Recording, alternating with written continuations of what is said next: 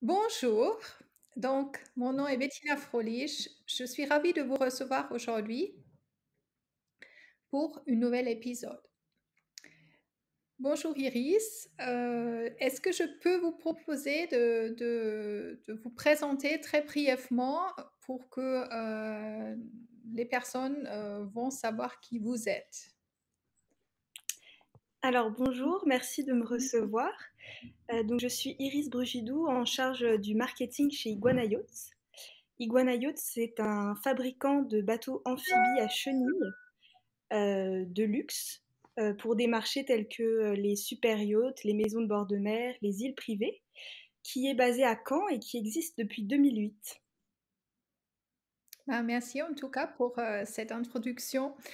Alors, aujourd'hui, Igana se, se définit en avoir réinventé la navigation en termes de technologie, de savoir-faire main et de luxe. Est-ce que vous pourriez en dire un peu plus par rapport à votre promesse?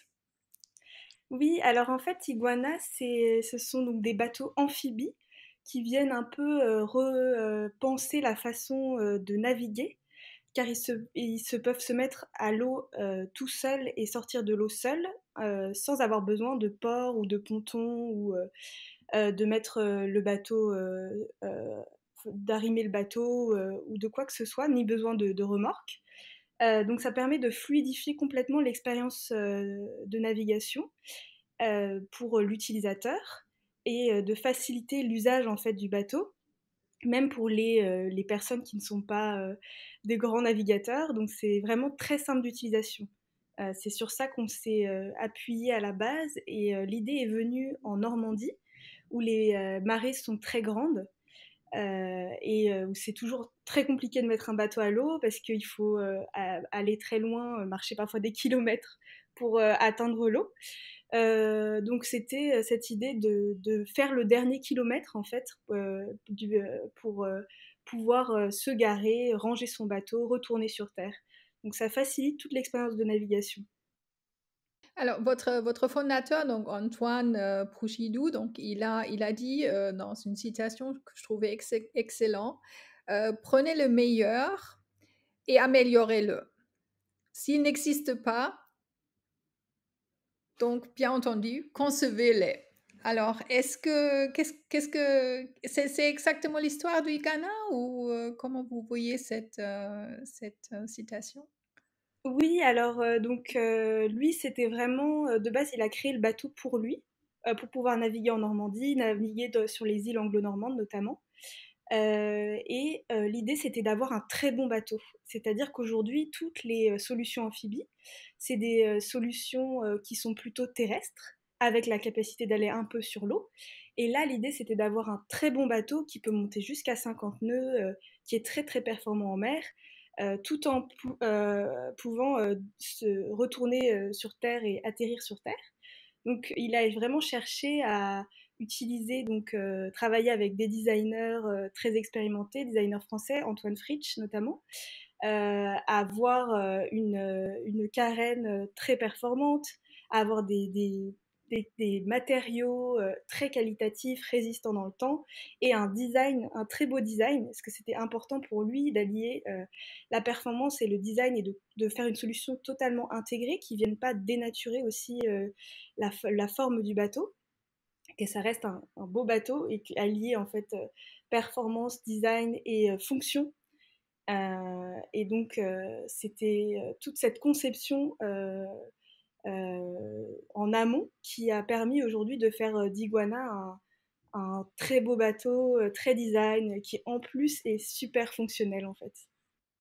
Donc aujourd'hui, alors vous utilisez le bateau pour les tenders de yacht, les propriétés en bord de mer, les îles privées, les hôtels et resorts. Et même pour le sauvetage en mer, il paraît qu'il est absolument fabuleux. Alors, pourquoi faut-il choisir un? Un iguana. Alors, donc, au début, nous, on s'est un peu focalisé sur le marché du luxe et le marché de la plaisance avec, comme vous avez dit, les tenders de yachts, les îles privées, les hôtels et les maisons de bord de mer. Et on a aussi une autre partie de Iguana Yachts qui s'appelle Iguana Pro et qui va être plus pour voilà, le sauvetage en mer, mais aussi un bateau professionnel pour des usages comme atteindre des éoliennes en mer, pouvoir faire de la bathymétrie, mesurer la profondeur des océans et la surveillance des côtes, etc. Donc ça, c'est un tout autre marché euh, qui, euh, qui prouve aussi que finalement la,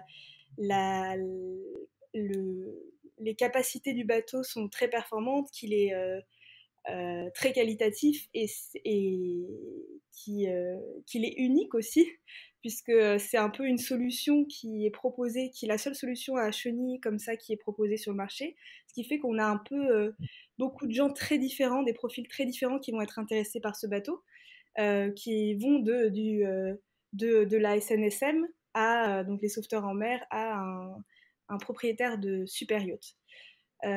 C'est toujours des marchés de niche, parce que c'est un usage de niche, mais sur des marchés très diversifiés. C'est un peu dans l'idée parce que vous avez aussi, tout au début, ou dès vos débuts, vous avez, toujours parlé aussi de la plaisance durable. Donc j'imagine, c'est le prolongement vers le pro, ça me semble assez percutant. Oui, alors en fait, sur la plaisance durable, c'était aussi dans la conception même du bateau, en travaillant avec Antoine Fritsch, les designers Antoine Fritsch et Vivien Edurisotti. On a réfléchi, enfin, ils ont réfléchi à l'époque, moi j'étais pas encore dans l'entreprise, à l'impact global en fait d'un bateau à moteur, puisqu'aujourd'hui l'amphibie dans sa globalité va avoir un impact environnemental moins important, on va dire, qu'un bateau à moteur classique. Bien que ça reste un bateau à moteur, c'est pas une solution non plus durable, c'est pas ce qu'on revendique. Ce qu'on revendique, c'est que on limite en fait les impacts qu'on peut avoir, que ce soit sur l'océan, les fonds marins, les côtes, puisque on enlève toutes les constructions, les infrastructures. Le bateau en face passe beaucoup moins de temps en mer et donc s'abîme beaucoup moins vite. On n'a pas besoin de produits toxiques sur la coque comme de l'anti-fouling. On a un bateau qui est beaucoup plus simple à maintenir. Et le fait que ça passe moins de temps dans l'eau, bah, déjà ça met moins de produits toxiques aussi dans l'eau. Donc en fait, c'est quelque chose qui est beaucoup plus logique d'un point de vue environnemental d'avoir un objet qui peut être retiré de l'eau et qui n'a pas besoin de toutes ces infrastructures qui sont aussi très polluantes et très dégradantes même visuellement sur la côte. Donc c'était un peu aussi cette idée-là, moi je pense, et on est convaincu chez Iguana, que l'amphibie en termes d'environnement c'est beaucoup plus vertueux. Après, la prochaine étape, évidemment, ce sera plutôt l'électrique, les bateaux à foil, qui sont beaucoup moins énergivores. Mais c'est encore une autre étape vers laquelle on aimerait vraiment tendre aussi. Quel est votre objectif aujourd'hui? Qu'est-ce qu'ils ont vos projets, lesquels sont les plus prochainement en cours? Lesquels avez-vous envie? Qu'est-ce que vous souhaitez faire en fait encore dans l'avenir dans ce secteur? Peut-être même élargir à un moment donné à des navires un peu plus importantes. Qu'est-ce qu'ils sont vraiment on dirait peut-être vos trois piliers, trois choses que vous souhaitez réaliser dans les prochaines mois, ans, etc. Alors aujourd'hui, donc on a notre solution un peu plateforme amphibie. Elle mesure environ 10 mètres avec le système de chenilles. Ce qu'on aimerait faire, c'est on propose aujourd'hui différents plans de pont. On a à la fois des bateaux de fishing, des bateaux avec des cabines, des bateaux semi-rigides, des coques dures. Donc on a une large gamme pour proposer l'amphibie, en fait la solution Iguana à plusieurs usages. Aujourd'hui, on aimerait avoir des plateformes de différentes tailles parce que c'est beaucoup demandé, notamment des plus petits bateaux sur le marché européen et pour les yachts, les tenders de yachts, pour pouvoir les faire rentrer dans le garage des yachts. Donc là, ce qu'on travaille aujourd'hui, dans les prochains mois, c'est vraiment le projet actuel, c'est de faire un 7 mètres Mmh. pour proposer cette solution à nos clients qui nous le demandent. Et le projet plus long terme, c'est ce que je vous disais, c'était de travailler sur le foil, l'électrique et quelque chose qui soit encore dans la lignée de ce qu'on a voulu faire avec l'amphibie. Et puis continuer aussi on a un BE en fait très très fort chez Iguana qui a surmonté beaucoup de challenges au début. Et on va dire que les ingénieurs d'Iguana, c'est un peu le cœur de l'entreprise et qui sont toujours très passionnés et vont toujours chercher de nouvelles solutions, les nouveaux challenges technologiques de demain en fait. Et donc ça va être sur le foil et le full électrique. Et où est votre lien parental ou lointaine ou je sais pas, avec cette entreprise et les fondateurs? Je l'ai pas dit dans ma présentation, mais moi je suis la fille d'Antoine Brugidou, le fondateur, et j'ai rejoint l'entreprise il y a 1 an et demi maintenant sur la partie marketing. Donc du coup, j'ai quand même bien suivi depuis 12 ans, de plus ou moins près, les évolutions du projet. Et qu'est-ce qui vous a inspiré? Parce que bon, vous faites partie de la nouvelle génération, j'imagine, vous avez quand même, plein de portes ouvertes et donc c'est pas forcément, c'est toujours un peu, différent de rentrer, de suivre en fait, de ses parents dans des aventures pas possibles. Qu'est-ce qui vous a passionné dans l'idée de rejoindre justement, Iguana? En fait, ce qui est vraiment, et moi qui me change beaucoup, moi je viens plutôt du marketing, mais aussi du design, de l'expérience utilisateur, enfin tout ce qui est UX, CX, etc. Donc j'étais déjà dans cette veine et ça m'intéresse beaucoup, euh, tout ce qui est voilà, relation client, expérience client, compréhension des usages et de l'utilisateur. Et on va dire qu'Iguana, c'est un projet qui est vraiment fou et en même temps très très riche. Donc moi, j'ai été attirée à la fois par le produit et l'industrie en fait, parce qu'aujourd'hui, c'est assez rare finalement de travailler dans une PME, dans l'industrie où on fabrique des choses qui sont faites en France avec des savoir-faire. C'est passionnant quand on va sur le chantier, on est vraiment bluffé quoi. Donc déjà ça m'a beaucoup intéressé. Le côté évidemment international de l'entreprise, on a des marchés partout dans le monde, comme c'est une solution unique, on va dire. On a à la fois des marchés donc dans les Caraïbes, aux États-Unis, au Moyen-Orient, en Asie aussi, beaucoup pas mal, et puis en Europe, Méditerranée et Royaume-Uni, etc. Donc cette dimension internationale, et puis aussi les possibilités de développement de ce projet qui on voit des domaines d'application très larges entre le luxe et les gardes-côtes. On n'est pas du tout sur. Voilà, donc c'est vraiment très divers. Après, c'est évidemment original, je suis d'accord, de travailler en famille aujourd'hui, puisque je pense qu'avant ça ne l'était pas. Mais en même temps, c'est assez sympa puisqu'on est plutôt impliqué, même émotionnellement, dans le projet. Ce qui fait qu'il y a pas mal de motivation qui vient par rapport à ça. C'est pas du tout anodin. C'est quelque chose de fort et donc ça permet aussi d'être assez motivé. Voilà, donc je dis pas forcément que moi je resterai toute ma vie à porter iguana, mais là c'est quelque chose très motivant. Ah, ça, c'est super. Et en quelque sorte, c'est aussi un peu votre signature, donc à travers un autre domaine qui est le vôtre. Donc, on peut dire ça comme ça, parce que vous connaissez bien votre univers.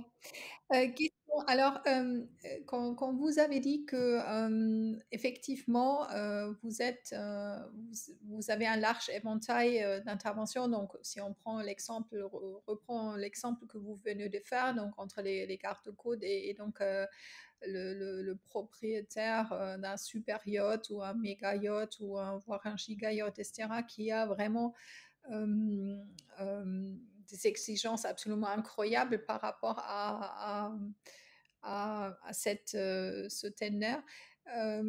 Qu'est-ce qu'aujourd'hui sont les principaux marchés sur lesquels en fait vous avez le plus d'exigences et peut-être aussi euh, des personnes qui vous challenge et donc il y a peut-être de nouveau des innovations qui peuvent sortir de là ou et en même temps donc peut-être aussi des collaborations avec l'artisanat d'art justement pour la partie peut-être plus de finition, des choses comme ça. Donc, qu'est-ce que vous pourrez me dire par rapport à ça?